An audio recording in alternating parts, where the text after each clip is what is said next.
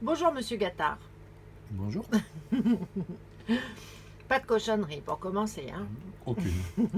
Alors, vous allez partir en bateau bientôt. Vous prévoyez de partir quand? Eh bien, c'est une bonne question et je vous remercie de me l'avoir posée.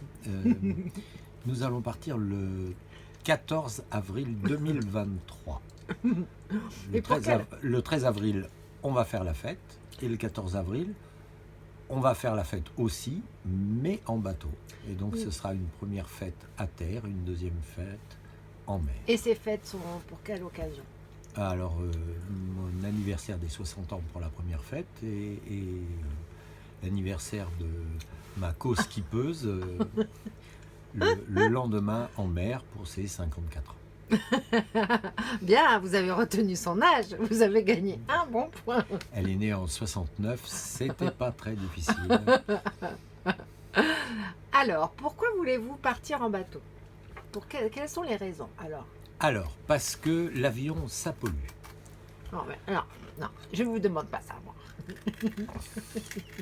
Pourquoi on veut partir en bateau? C'est simple, la voile a toujours été un rêve pour moi de jeunesse et qui ne s'est absolument pas concrétisé. Et tout d'un coup, aux environs de 55 ans, ça s'est mis à chahuter dans ma tête et donc la traversée de l'Atlantique, qui n'était qu'une histoire que je me racontais, est devenue un projet aujourd'hui et demain une réalité factuelle avec les vagues. Est-ce que vous pouvez, pardon, est-ce que vous pouvez enlever le torchon derrière? C'est pas beau.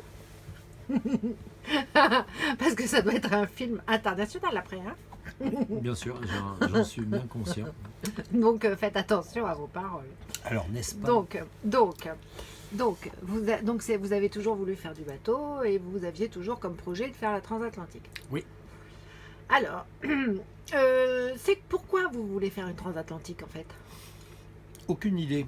Ah, super. Ça va nous aider. Ça. J'ai eu quelques défis dans ma tête comme ça depuis que je suis petit, voir l'Everest et d'autres douceurs. Attendez, dans ce style. Je vous aime beaucoup, d'autres mais aventures. je vais quand même un peu tourner la caméra.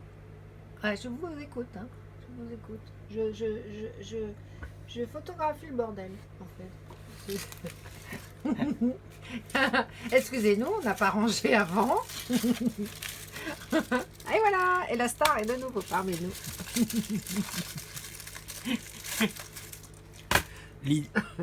Attention, il va manger du chocolat. L'idée, c'est de faire un voyage qui cumule le plus de choses possibles, de rêves possibles. Et la voile, c'est non seulement écolo, mais aussi compliqué. Il faut aussi connaître en mécanique moteur, parce qu'un voilier n'est pas que un voilier. Pour entrer et sortir des ports, et dans certains cas, il faut s'y connaître en moteur, il faut s'y connaître en voile, en navigation, il faut s'y connaître en cordage, en vocabulaire maritime, ce qui était absolument délicieux de frapper une estrope au point d'écoute et des douceurs dans le style. C'est bien aussi d'acquérir du vocabulaire technique et toute cette technicité m'intéresse. Et ce qu'il y a aussi, c'est le petit défi d'être seul comme ça au milieu des éléments, avec pour seul compagne une pauvre femme qui doit servir de roue de secours en fait. Oh, vous êtes vraiment affreux. Vous êtes vraiment pas un gentleman. Et voilà. Franchement. Et c'est qui va vous sauver la vie si vous tombez à l'eau? Ah, c'est la roue de secours. C'est le principe. C'est celle qui s'est barrée, qui s'y connaît déjà. Voilà. Et qui a envie quelques aussi. petits hommes à la mer. Ouais, qui s'est ramassé les bons hommes qui tombent du bateau. Voilà. Ce qu'on Et qui s'entraîne sait à faire, mais des pour hommes ne pas le faire. Et qui sait profiter des hommes en mer. Et voilà. Eh ben oui. Et vous partez pendant combien de temps? Alors. Ah non, j'ai une autre question d'abord. Oui. Est-ce que vous pensez que le bateau vous rappelle votre papa? Oui.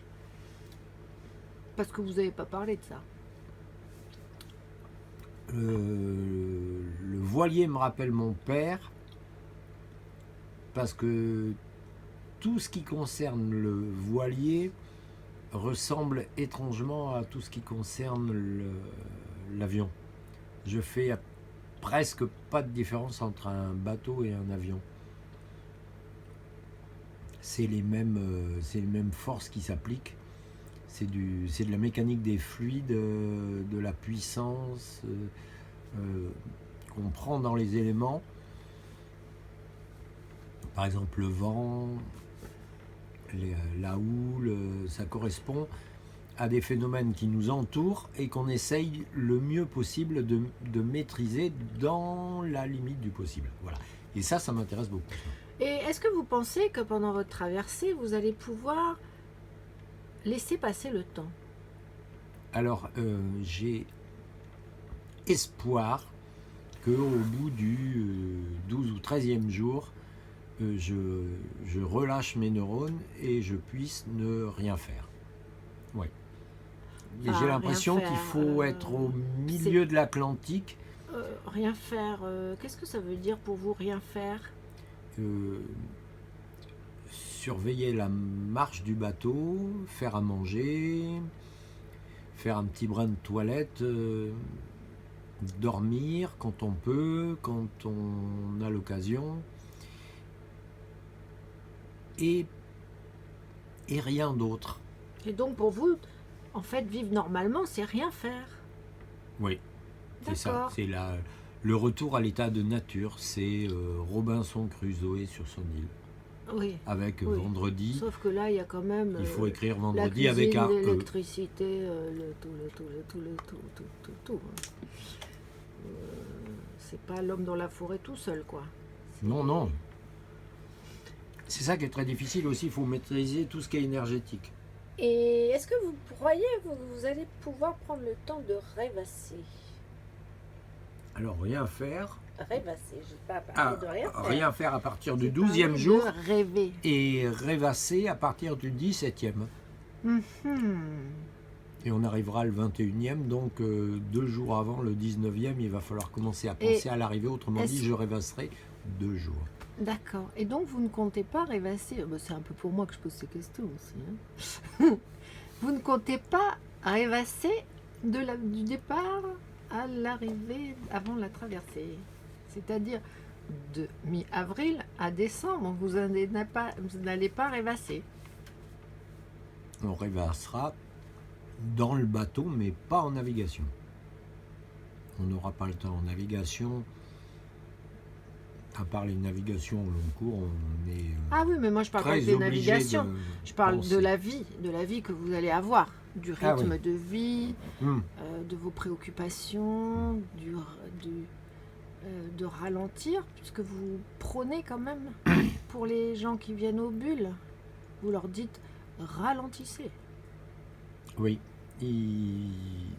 c'est un objectif, c'est un vrai objectif, c'est de ralentir en conscience, ouais. Et vous pensez que ça vous ennuie?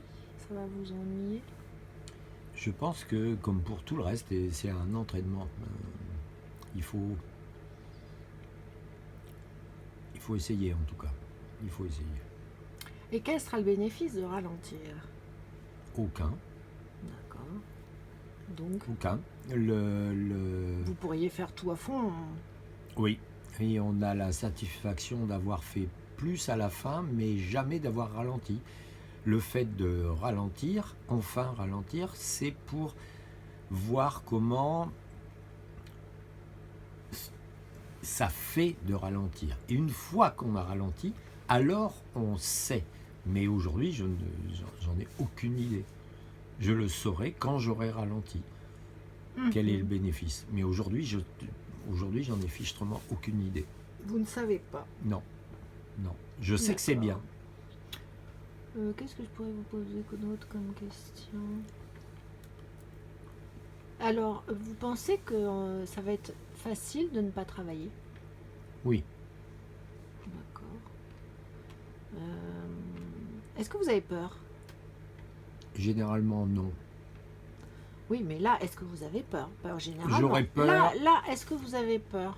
J'aurais peur, Est-ce que vous êtes inquiet? Est-ce que 15 vous avez jours. des inquiétudes? J'aurais peur 15 jours avant de partir jusqu'aux 2 jours avant de partir. Mhm. J'ai toujours cette peur-là qui est de pas y arriver. Mais après, une fois que je suis presque au pied du mur, la peur s'en va. Vous n'avez pas peur des éléments? Non, Peur, peur d'avoir peur? non, j'ai pas peur. Euh, Non, j'ai pas peur. Je sais que j'aurai peur 15 jours avant, parce que tout d'un coup, la montagne va me paraître énorme par rapport à ma petite préparation. Et après, il faudra y aller. Et quand j'y vais, j'ai plus peur. Est-ce que est-ce que votre maison va vous manquer? Votre maison, ce que vous aimez? Probablement pas. Probablement pas. Je pense être... Alors, je suis certain d'être altruiste, c'est-à-dire de penser aux autres, et je suis certain de penser aussi beaucoup à moi. Et jusqu'à récemment, j'imaginais qu'il fallait être l'un ou l'autre, et je sais maintenant qu'on peut être les deux, altruiste et égoïste en même temps. Et je crois que je suis j'essaye d'être au milieu de ces deux courants, altruiste pour penser aux autres, que je laisse à terre ou que j'emmène avec moi dans le bateau, avec qui je pars dans le bateau plutôt que j'emmène avec moi. Et c'est une grosse différence. et c'est une grosse effectivement. différence, c'est exactement ça là. Ouais. C'est la différence entre l'égoïsme et l'altruisme. On part avec l'autre, pour l'autre, et on part aussi pour soi. Voilà. Et Oui. donc, ceux qui restent à terre sont à terre. Ça n'est pas de ma responsabilité s'ils restent à terre. Je ne peux pas Et tout contrôler. comment vous projetez-vous après ce voyage? Comment vous voyez, comment vous vous imaginez revenir? Dans quel état vous vous imaginez après? Qu'est-ce que vous imaginez de vous après le voyage? Comment vous allez être? Est-ce que vous allez être un nouvel homme? L'intérêt du voyage est justement Quelqu'un- de modifier le bonhomme. Ouais. Si on part Et pour qu'est-ce ne que pas vous être espérez modifié, modifier? je veux dire, il vaut mieux prendre un billet d'avion et aller visiter la Guadeloupe avec Air France, quoi. Et quand on arrive là-bas, il y a la première chambre d'hôtel réservée, et après on loue une voiture et on fait le tour de la Guadeloupe et on visite avec un guide Lonely Planet ou voilà. Non, c'est aucun intérêt. Le but de l'aventure, c'est de ne pas savoir où on va à un moment et d'en revenir profondément changé. C'est ça qui est intéressant. En quoi vous pensez que ça va vous changer? Qu'est-ce que ça va changer? Comment vous imaginez la chose? Parce que pour l'instant, vous ne l'avez pas fait. Mais quand vous l'aurez fait, on verra le résultat. Voilà. Donc vous aurez de nouveau une interview. Mais là, pour l'instant, c'est avant de partir, et puis bien avant de partir. Comment vous projetez-vous? Comment vous voyez comment vous imaginez-vous après?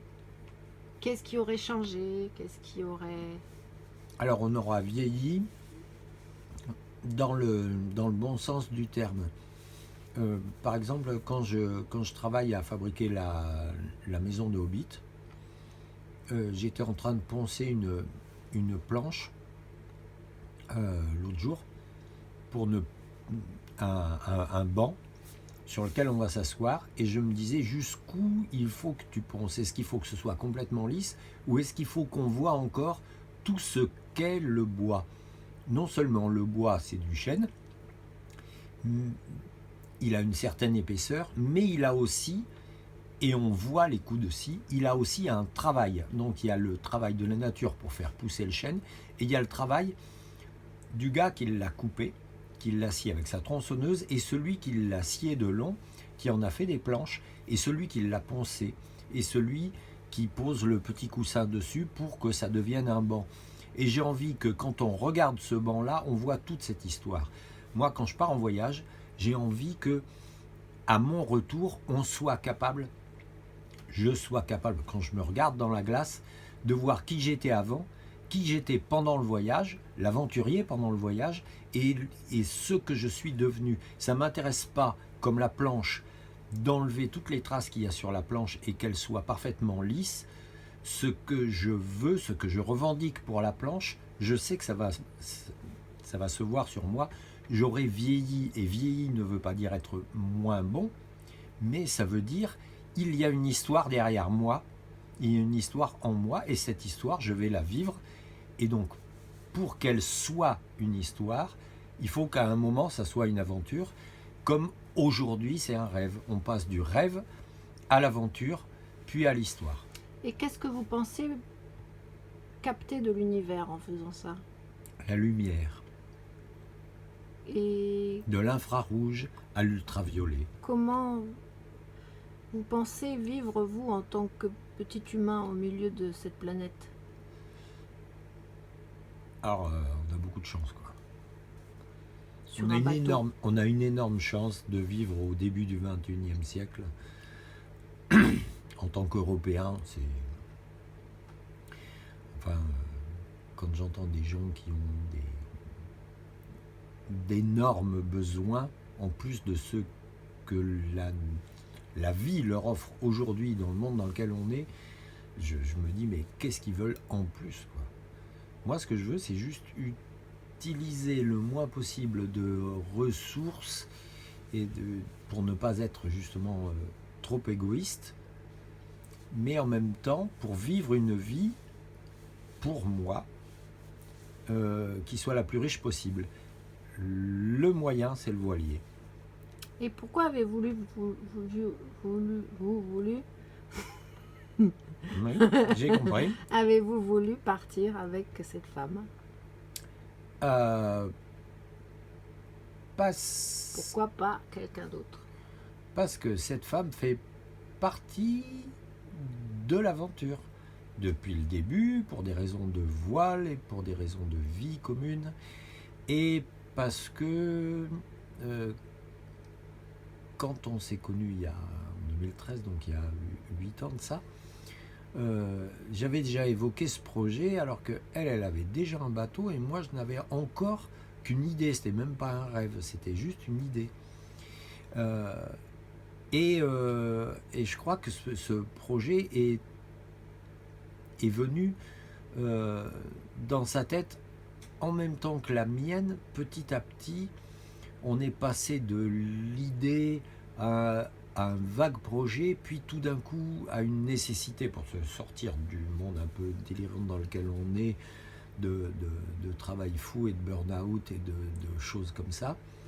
La solution du voyage, pour se sortir du monde, était la meilleure. Il y a à peine un an de ça, c'était la meilleure solution pour se sortir du monde fou dans lequel on vit. Et aujourd'hui, on est passé d'une idée à une solution, à un rêve dans lequel qu'on transforme petit à petit en projet. Et aujourd'hui, oui, c'est un projet. Aujourd'hui, c'est un projet qui commence à être bien, puisqu'on a déjà un bateau. On a déjà navigué dessus, on sait que ça nous plaît. Comment s'appelle votre bateau? Notre bateau s'appelle Néphila, c'est la déesse de l'amour, bien sûr. Oui, enfin c'était plutôt la déesse du sexe, votre truc, hein. Non, c'est plutôt de l'amour. Peut-être faire l'amour, mais voilà quoi. C'est faire l'amour avec la mer ou avec la menthe. Voilà. Bon, Monsieur Gattard, à bientôt. Nous reviendrons vers vous avant votre départ. Bien sûr. Peut-être, je sais pas moi, 6 mois avant, quand vous serez en plein préparatif, un peu speed. Et après, dans on quelques temps, reviendra vers vous pendant la traversée, oui, pour voir si vous avez ralenti. On verra. Et comment vous êtes, comment vous sentez, et peut-être que même on va le voir sur votre visage, que vous êtes en train de faire une traversée de l'Atlantique. Ouais, il paraît que ça se voit dans les yeux. Voilà. Et après, on verra qu'on serait de l'autre côté, et ainsi de suite, ainsi de suite, Au ainsi revoir. de suite. Au revoir.